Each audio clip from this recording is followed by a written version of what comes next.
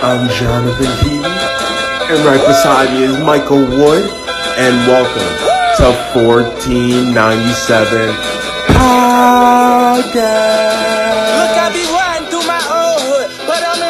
And we've got you covered with news from the entertainment world, intriguing interviews, everything to do with sports, and of course, we're going to make you laugh along the way. And I want my damn respect too. Yo! Welcome back to 1497 Podcast, baby. I'm your host, Jonathan Keaton. Mike couldn't be here today. Mike had ROTC going on. Shout out Mike, shout out ROTC. But I got my boy in the building, Western Michigan commit, Saveon Brown. How you feeling today? How you feeling? I feel good in the middle of school day, though, doing lunch, but I'm straight. That's what's up. How's school going for you so far? School been going smooth. All the teachers cool. So That's what's up. So talk to me, man. Talk to me about the one question I always like to ask is what a journey for a player has been like. So walk me through the journey of your football career and then walk me through what made you want to play safety and get good at being a safety. okay, so I started playing football at 7 years old. I played for Dixmoor Vikings, born and raised in Harvey. And through all my youth league career, I played running back. And then when I got to about 7th, 8th grade, I played quarterback. And then I went to St. Lawrence my freshman year in high school. And they had me playing quarterback and strong safety my freshman year. And I got to play a little bit of varsity during the playoffs. And I was a star player for the freshman team. And then I had transferred to Thornwood my sophomore year. And when I had got here, they had noticed like I was a real physical kid, but the free safety that they had playing, he wasn't as good as a ball. He wasn't as good as a ball hawk as me. So like they was like you two switch positions. So he went down to strong safety. I went to free safety. And after that I just stuck with that position. And yeah, everything been working out so good. I like it back there. I feel very comfortable now. And yeah. That's what's up. It was like a feeling out process for you, but like the beginning of it, like going from running back to quarterback and then going to safety and then like you shining off at safety made coaches be like, man, we got to put Saveon at safety because that's where he's going to be the most impactful towards us and our defense. So what's going to be, so I know you're not at Western Michigan yet, but give me like your idea, give me like your illustration on what you think the change is going to be for you in that safety room from high school to college.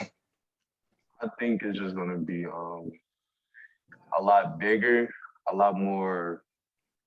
I'm gonna have to do a lot more moving around on the field. It's gonna be a lot more bigger plays. I'm just gonna have to be able to adjust to that. But I've been adjusting to that, like moving from youth league to high school. You gotta adjust. Move from playing freshman to varsity. You gotta adjust. So I'm not worried about that at all. Yeah, I'm not worried for you either. Like, man, playing freshman on a varsity level and balling out and then sophomore playing on a varsity level, that's just insane, man. So congratulations on that because that's cold. That's cold. And speaking of cold, you got a decent amount of offers, but Western Michigan was lucky for you to commit to them. What excuse me, what were the deciding factors of you committing to Western Michigan? The first thing was my majors. They got what I wanted to major in business and sports management. And also, they prioritized me very highly. Like, they wanted me there. And it was a great program for me to be at. I did my research, all that stuff. And I liked how I actually visited there. I love the campus. And, when I had went there, they said I can end up playing both safety positions if I wanted to,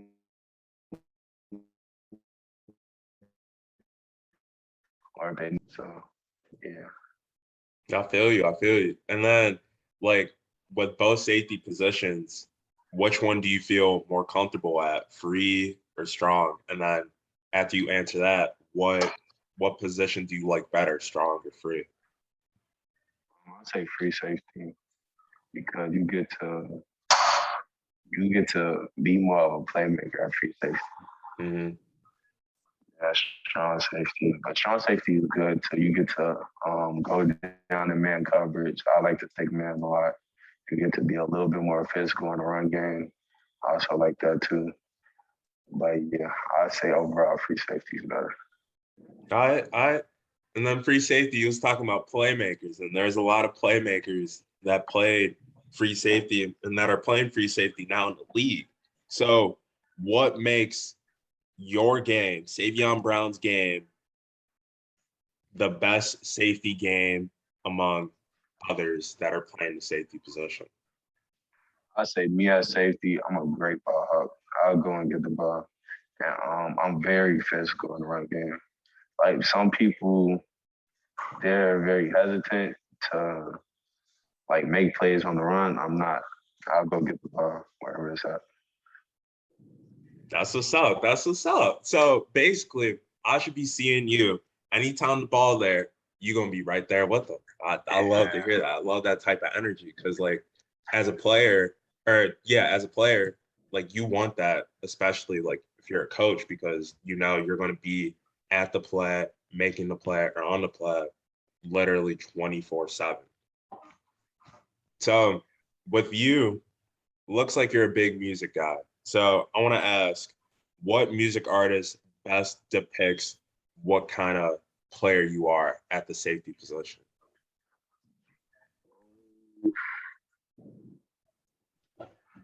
I'll say this is not my favorite artist, but Lil Baby. Lil Baby? Just Okay, what? because he goes hard in like every song. Like he do what he got to do to make that song what it is. And that's just what I want to do. I want to do the best I can to make my team better, to make me better. I feel that. I feel that. Lil Baby's hard too. To be honest with you, I think at like before Drake, he the best rapper in the game right now. Cause like anytime you hear Lil Baby on a song, it could be with like a pop artist. And Lil Baby's still snapping on that. So the path. Lil Baby, speaking of Lil Baby created his own path. And he came through the trenches. There's a lot of people that they started from the bottom and now they're there. And they wanted to create their own path for themselves. My question to you, Saveon, is what's the path that you want to create for yourself at Western Michigan? Um, I I want to be a game changer there. So like when I come, I want everybody to know who I am. Everybody on the other team, everybody in sports center, all that stuff. I want everybody to know like this safety right here is that guy. I like that. I like that a lot. The game changer, the man that you want to mark down every time you play in Western Michigan. I love that. I love that energy because, like, who doesn't want to be that guy? And to be honest with you, I think you're that guy right now at OBS because I was watching your highlights.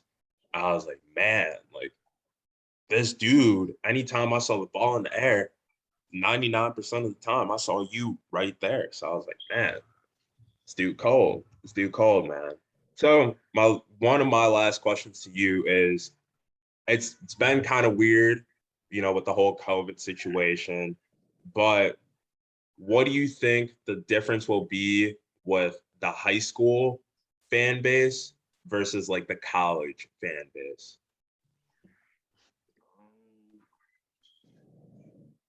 I feel like the college fan base should be like more hands on because like they know who certain players are. And with high school, the fans, I basically see the students every day. I see the teachers every day. they always say hey to me and stuff like that. And with college, I expect people that I don't know at all to just, know who I am, know what team I'm on, know what we do, know what I do, and all that type of stuff. I feel that. I feel that. That suck. That suck. And then my last question to you is, what do you want the world to know about Saveon Brown? I'm coming out of Thorwood as the best safety ever, and I'm gonna make it to the league no matter what. You heard it. Thornwoods, best safety ever. Saveon Brown. Saveon Brown is going to the league too. You'll catch him with his jersey in a couple years. Saveon, thank you for joining the show today. And hey, keep having fun in school, man. Stay in school. All right, I'll catch you. All right, thanks. All right, no problem, no problem. So, since Savion's leaving, that leaves me with me. And I gotta. Oh, wait.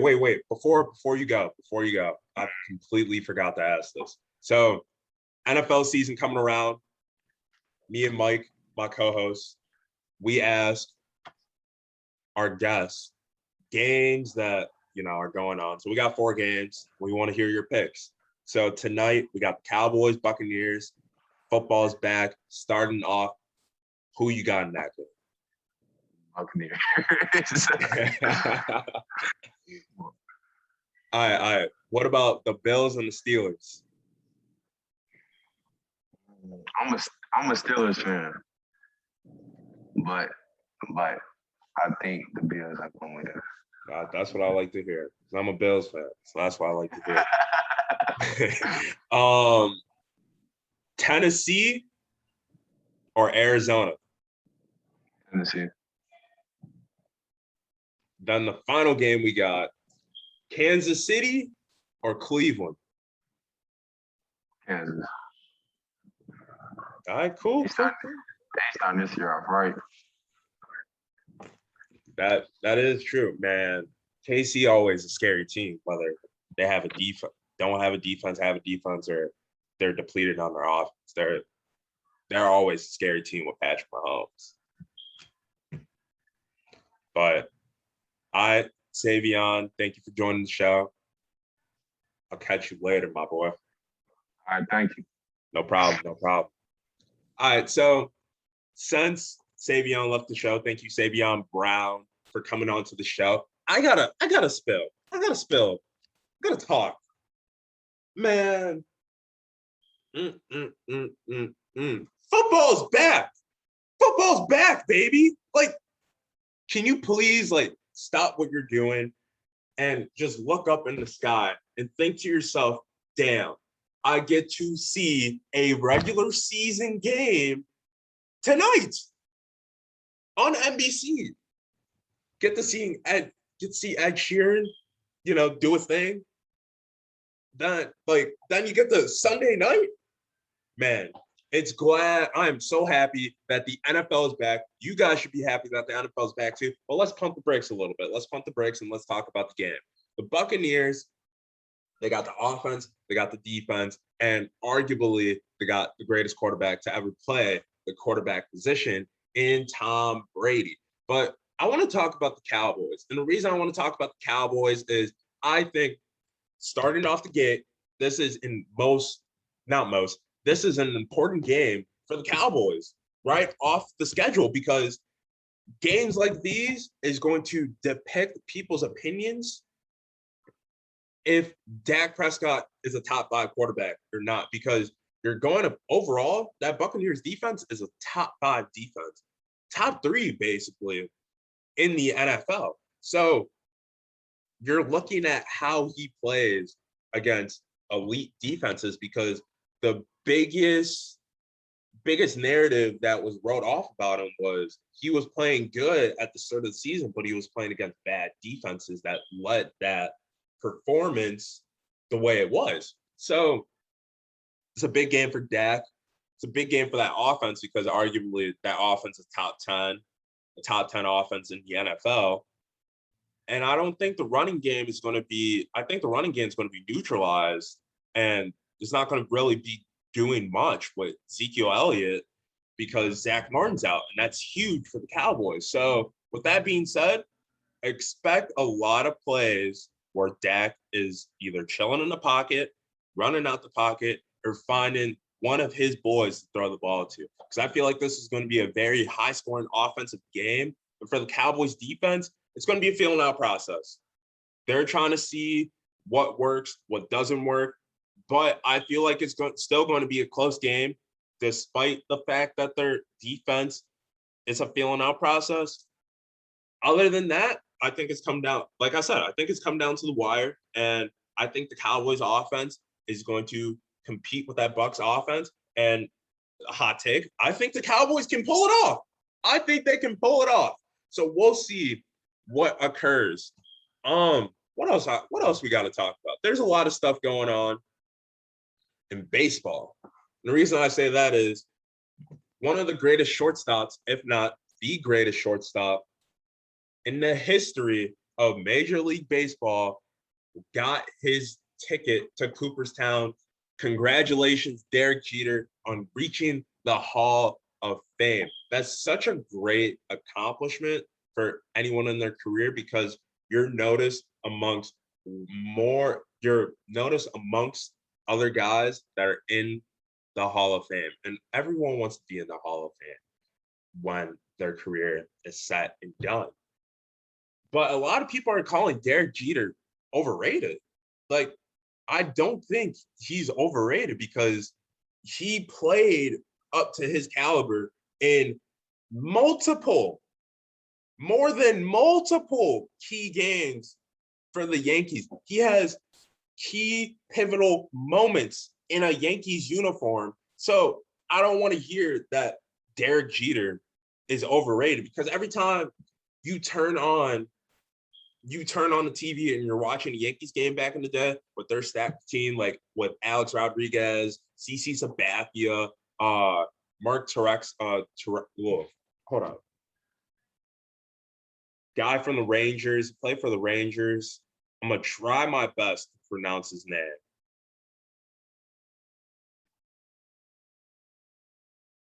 Like those teams were stacked back then. With his last name starts with T. Pretty sure it's Terexa. I think I'm saying it wrong, but the point is, the Yankees teams were stacked, and Derek Jeter was outperforming sometimes. So I don't think he's overrated. I think it's kind of absurd to say he was overrated. But let's talk about something else. I don't want to get heated up right now because I'm in a good mood. I'm in a very good mood. Let's talk about my White Sox because the White Sox are scaring me a little bit.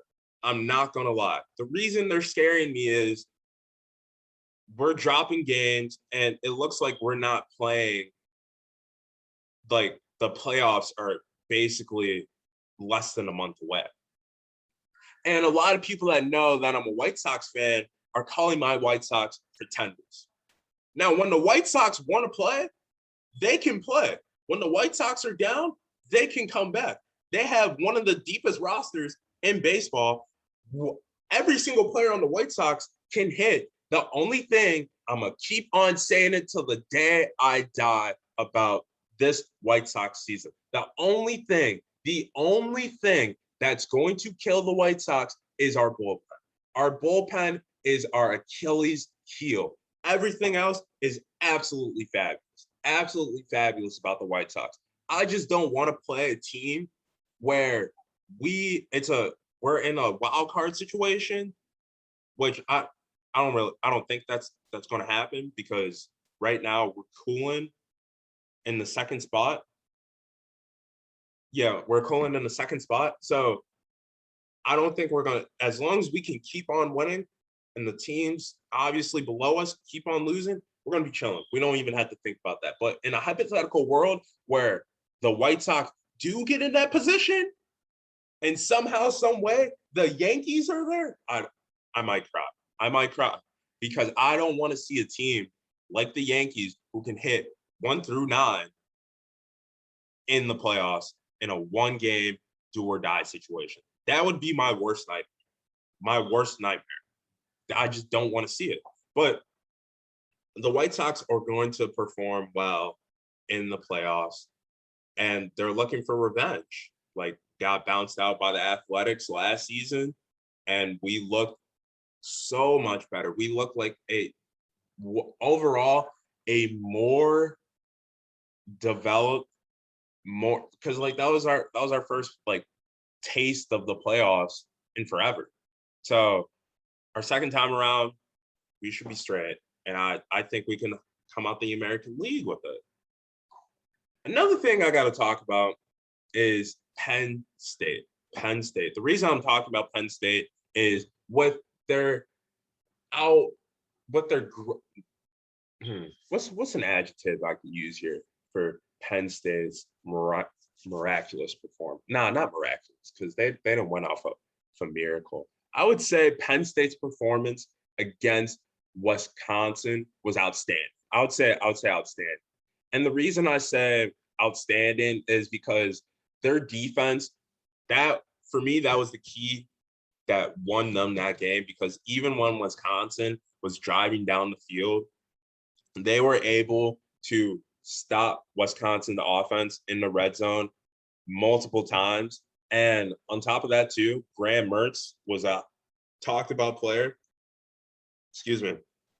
Was talked about a lot before the game, and he threw 2 interceptions and wasn't able to connect with his guys towards the red zone. I think that Penn State performance should at least get them to the top 10. I think they should be in the top 10 when the rankings come out, because I know it's early in the season, but they played really good on the defensive side of the ball. And on top of that, they went into a hard stadium to play in, Camp Randall, and beat the Badgers. So with that, also on top of that, Penn State, that was the first like Penn State like win, because they didn't win the first 5 games. I don't know if they went on to like win after that, but they didn't win their first 5 games last season. So that's a big win coming out the gates for Penn State. Penn State should be in the top 10. If not, there should be a conversation about them reaching into that top 10 conversation. But let's talk about, there's a lot of stuff to talk about right now. And to be honest with you, I don't know what to point my finger on, because we got baseball. Baseball's coming to an end. Baseball is getting into the playoffs. Basketball is somewhat around the corner, but it's not really around the corner. You know, college teams are getting ready to play their opening tournaments. NBA is getting close to that preseason time. Pop culture, I'm still convinced that Drake and Kim K and Kanye are in an entanglement. And I truly believe that Drake and Kim K got with each other due to Drake's lyrics in Certified Lover Boy. Shout out Certified Lover Boy. But man, I'm so excited that there's going to be football on Sunday. Kick back, relax, do some homework, have the Bills game on one screen, NFL Red Zone on the other screen. And I'm going to call that a Sunday. Man, oh man, oh man. We're going to be back on Monday. Mike's going to be back on Monday. We're going to talk about who belongs in the Hall of Fame. We haven't done that in a while. But as always, thank you for tuning into 1497 Podcast, baby. Man, we do it for y'all, and I hope y'all like listening, because I just love rambling about sports. That's what I want to do with my future, and I hope you guys love listening to it. As always, subscribe to 1497 Podcast on Instagram, or not on Instagram. Subscribe to 1497 Podcast on all podcasting platforms. You know the vibes. And subscribe to our YouTube channel, like and comment our videos on YouTube. Follow us on Instagram, TikTok, and that little blue bird that sits on your branch every morning and shoots out bird noises to wake you up, called Twitter. As always, trust the process. Hope you guys have a great weekend. Go watch some football. Go watch some football, college football, Saturday.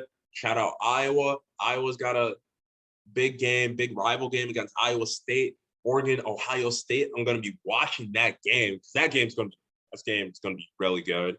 And yeah, I'll catch all crazy kids later. Shout out Mike. He'll be back Monday.